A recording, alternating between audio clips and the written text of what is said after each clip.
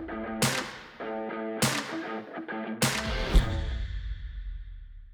morning. This is Nelson Bernardo from MedStar Heart and Vascular Institute in Washington, D.C.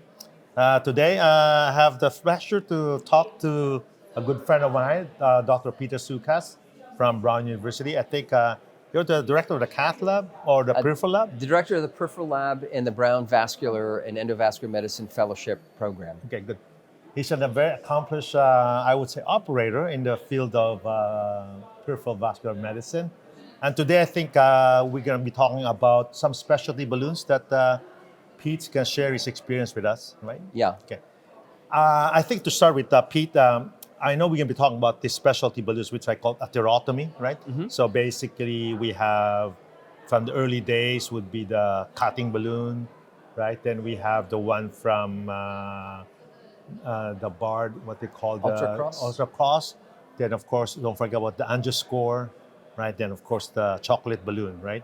And then I think today Pete's going to sort of expound on the newer balloon available, which is, I would say, Serenator balloon. The Serenator. Yeah. Yeah. So all of these scoring type balloons have certainly filled a role in trying to treat more challenging lesions, particularly those that are fibrocalcific and fibrotic lesions. We know with balloon angioplasty, those lesions obviously have a much higher rate of dissection and acute procedural failure and the need for a bailout stenting. So what those balloons really accomplished was to help us improve our acute procedural success. But those technologies have been around for quite a long time, and we now have a new player in the field, which is serration angioplasty, which is in fact different.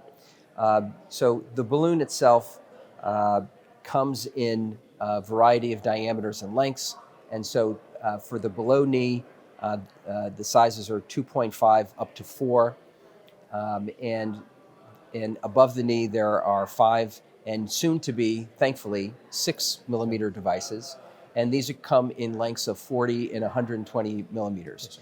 And so what the serrations do is they are able to really concentrate the dilating force along these fault lines. Okay. And so you are able to get a much better, a more extensive, but a much more controlled opening of the artery along these tissue planes. So clinically, what we've really enjoyed about it is the fact that the dissection rates have been very, very low. And you're able to, with a nice, long, slow, prolonged inflation, really be able to get a nice opening of the vessel, but also very safely with very minimal risk of dissection. Okay. So, Pete, let's go back to the first for this technology called atherotomy, was the cutting balloon, right? So how different is the mechanism from the cutting balloon where you slice through the intima, through the lesion?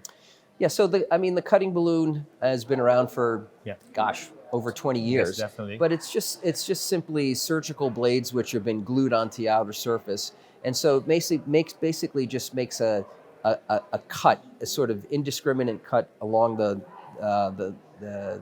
blade lines.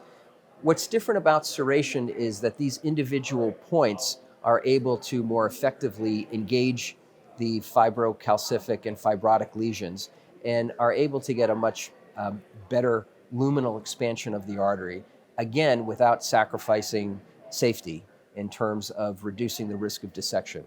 And the other potential real benefit, I think, of serration is that these points are able to engage the media.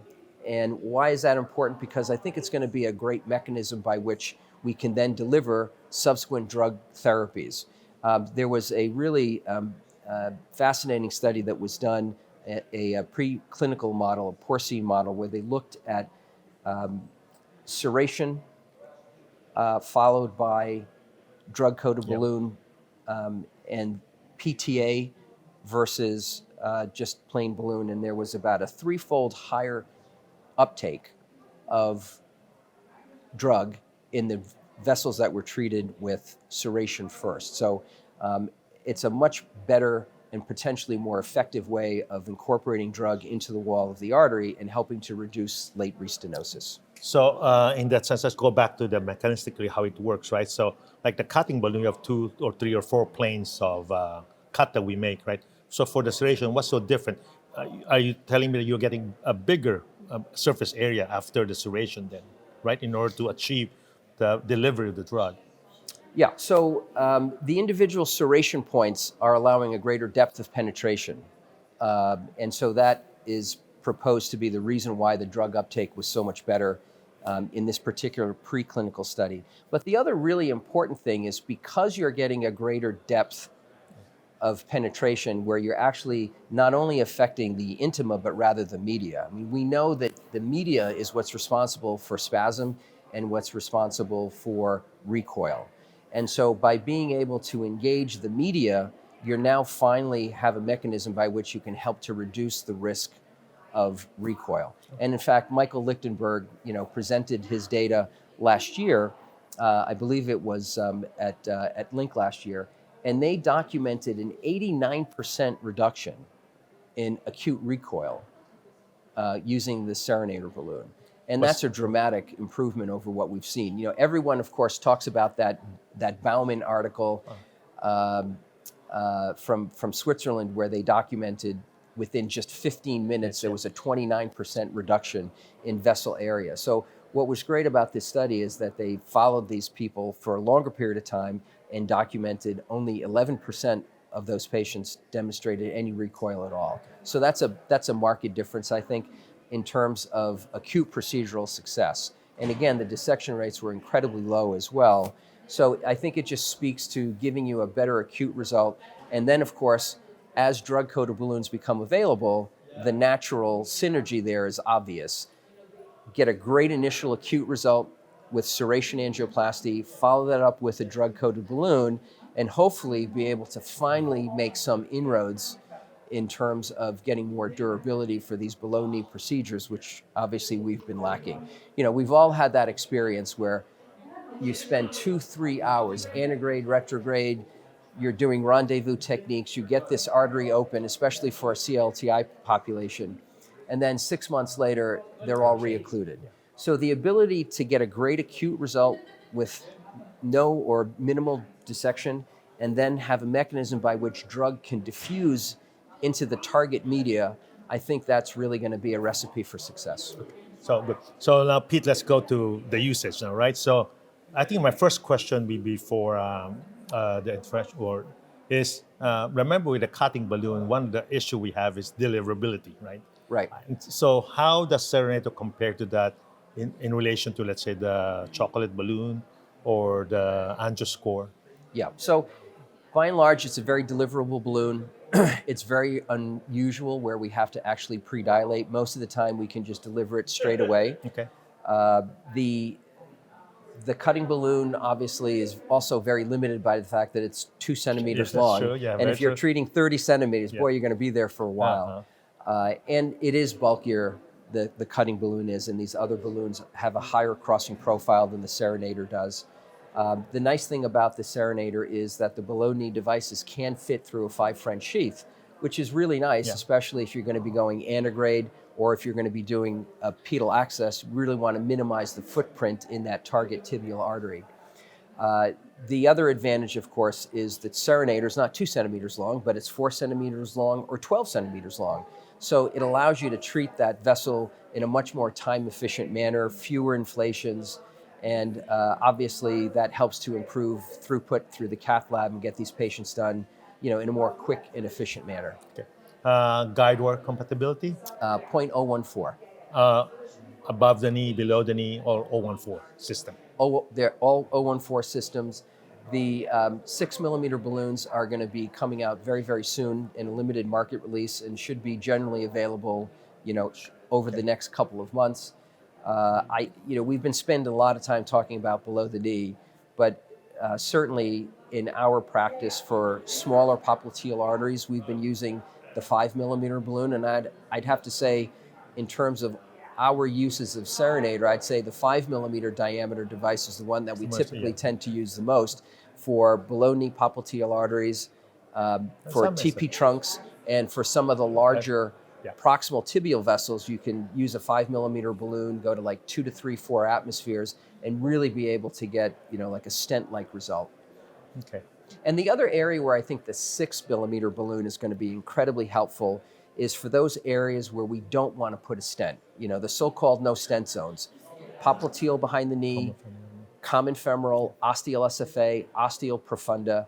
So the ability to get a really good acute result, but have it be in a very controlled fashion and a very low risk of dissection and need for a bailout stent, I think those are really kind of the major advantages of where I think serration angioplasty can play a role. So if I follow what you just presented, would be it's basically a good fit for us, for practitioners who don't believe in stenting, right? It's basically balloon, then deliver your definite therapy, which is going to be drug-coated balloon. Right. And obviously, we're very excited about all the ongoing sirolimus drug-coated balloon trials that are occurring below the knee.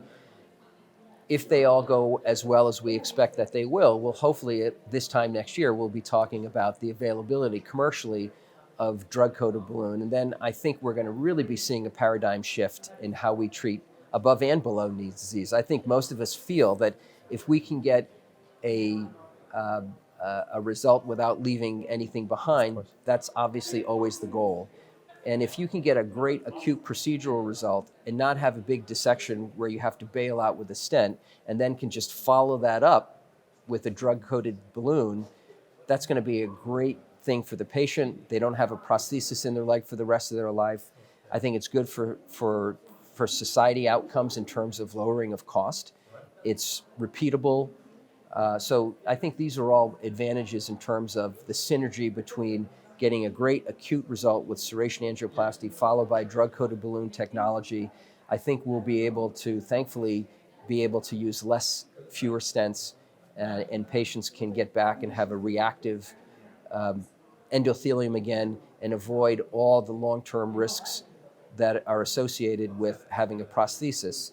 ISR, I think we can agree, is probably the most vexing and difficult problem that we have to deal with. Sure.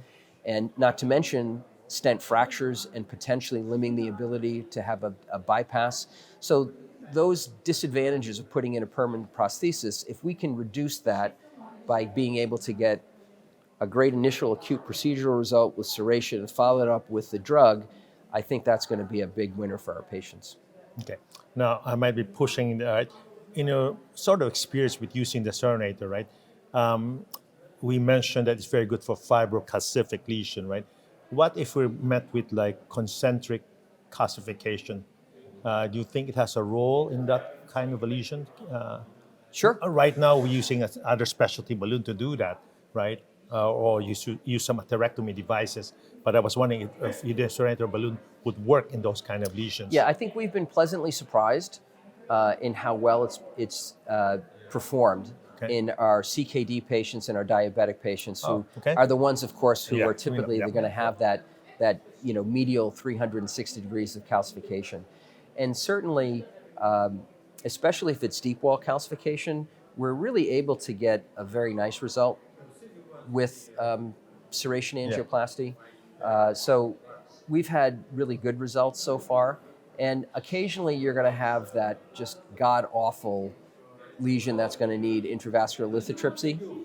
But for those lesions that perhaps are not quite as densely calcified, we know, for example, from that classic Finelli paper, that once you have 270 degrees arc of calcium, the patency rates go way down. So if you're dealing with moderate or moderate to severe calcified lesions, why not try serration first?